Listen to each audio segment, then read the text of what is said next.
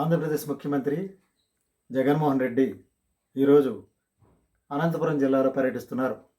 ఈ సందర్భంగా ఆసరా పథకం కింద ఆడపడుచుల ఖాతాలో ఇవాళ అమౌంట్ వేస్తున్నారు.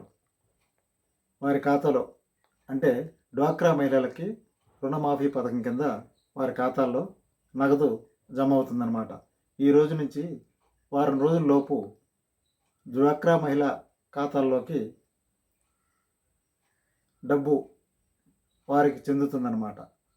ఏదైనా సరే సంక్షేమ పథకాలు అమలు చేయటంలో వైఎస్ జగన్మోహన్ రెడ్డి ముందుంటారని దీన్ని బట్టి తెలుస్తుంది. ఏదైనా సరే ప్రతి పథకం బటన్ నొక్కి ప్రారంభించటం, వారి బ్యాంక్ ఖాతాల్లో జమ అవ్వటం అనేది విశేషంగా చెప్పుకుంటున్నారు ప్రజలు.